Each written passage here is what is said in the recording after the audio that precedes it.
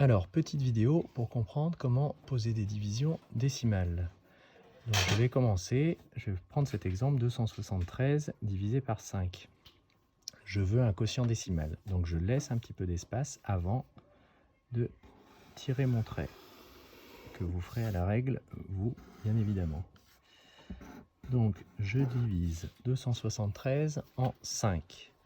On est d'accord, je ne peux pas commencer par diviser 2 centaines, donc je vais prendre 27 dizaines, ce qui veut dire que j'aurai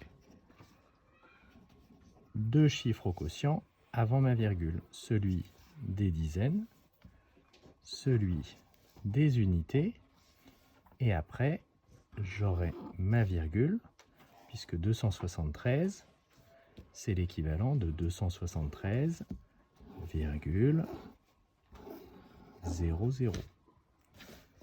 Je pose donc ma division. Normalement, je partage 27 dizaines en 5. J'en donne 5 à chacun, ce qui fait que j'en ai donné 5 fois 5, 25. 27 moins 25. Il me reste donc 2 dizaines à partager. 2 dizaines et mes 3 unités que je baisse. Donc j'ai donc maintenant 23 unités à partager. Je vais bien chercher le nombre d'unités que je peux donner à chacun. Donc je vais en donner 4 à chacun. 4 fois 5, 20. J'en ai donc donné 20. Et il me reste 3 unités. Je fais le parallèle avec mes leçons sur les décimaux. Je sais que 3 unités, c'est la même chose que 30 dixièmes. Donc je peux mettre un 0 et j'ai bien ma virgule ici. J'ai ma virgule qui est ici. J'ai cette fois-ci 30 dixièmes à partager, ce qui veut dire que je vais en donner 6 à chacun. 6 fois 5, 30. Moins 30, il reste 0. Donc les résultats de 273 divisé par 5, c'est 54,6. Et là, dans cet exemple, il ne me reste rien. Je prends un autre exemple pour que ça soit bien clair. Cette fois-ci, je prends 473 que je vais diviser en 6. Je laisse bien un petit espace. Je peux tout de suite mettre virgule 00 ou je pourrais le mettre un petit peu plus tard.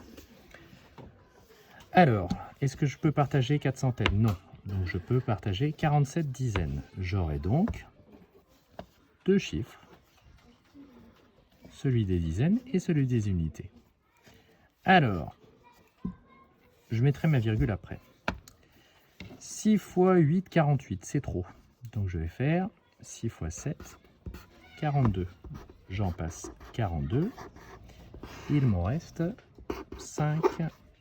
Je baisse moins 3. J'ai 53 unités à partager en 6. 6 fois 8, 48. 6 fois 9, 54. 54, c'est trop grand. Donc je prends 6 fois 8, 48. Je partage. J'ai donné 8 à chacun, donc j'en ai donné 48 en tout. Il m'en reste donc 5. Il me reste 5 unités. C'est là, et je vais le mettre en rouge pour que les choses soient très claires. Je peux à ce moment-là rajouter ma virgule et un 0, car je sais que 5 unités, c'est aussi 50 dixièmes. Donc je peux le mettre ici. Mais je pouvais le faire avant, comme j'ai fait précédemment. On sait que 473, c'est pareil que 473,0. Et là, on comprend pourquoi j'ai rajouté un 0. Je continue ma division. 6 fois 8, 48. Moins 48, il me reste 2. J'ai 2 dixièmes, mais c'est l'équivalent de 20 dixièmes. Je peux aussi baisser un 0. J'ai mes 20 dixièmes. 3 fois 6, 18. Moins 18. il me reste 2 centièmes. Alors là, on voit que j'ai une division qui se terminera jamais, parce qu'en fait, je remettrai un 0, j'aurai 3, je remettrai un 0, j'aurai 3. Donc le résultat de 473 divisé par 6, c'est 78,83. Et il me reste 2 centièmes, puisque je suis bien dans la colonne des centièmes. Voilà, j'espère que vous avez compris. Je prends maintenant le dernier exemple. C'est la division d'un nombre à virgule. Je prends 356,35 et je vais le diviser par 5. Même fonctionnement, je comprends ce que je fais. Je vais partager d'abord 35 dizaines. Après, j'aurai les unités.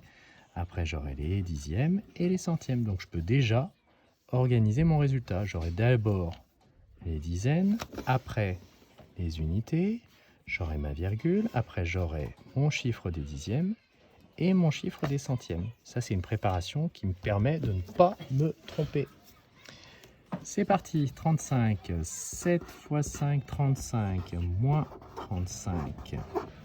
Il me reste 0. J'abaisse mon 6.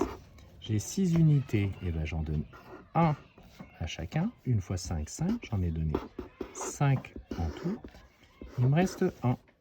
Et une unité plus 3 dixièmes, ben en fait, j'ai plus qu'à le descendre pour que ça soit plus simple. Ça fait 13 dixièmes. Une unité et 3 dixièmes, c'est bien 13 dixièmes. Je partage mes 13 dixièmes en 5. J'en donne 2 à chacun. 2 x 5, 10. J'en ai passé 10. Il m'en reste 3.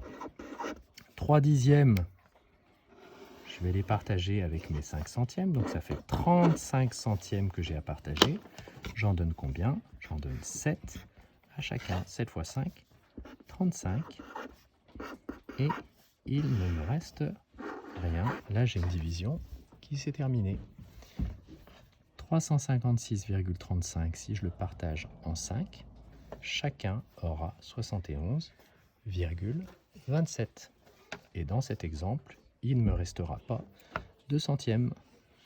Voilà, c'est à vous de jouer. Et ce qui est important, c'est de réfléchir quand vous faites votre division, de savoir ce que vous partagez. Si je partage des dizaines, j'obtiens des dizaines. Si après je partage des unités, je vais obtenir mon chiffre des unités. Quand on est logique, on y arrive et je sais que vous en êtes capable. Bon courage, entraînez-vous et n'oubliez pas, dans les évaluations, je vous demande d'aller toujours jusqu'au centième. Donc on n'hésite pas à rajouter des zéros si besoin. Bon courage!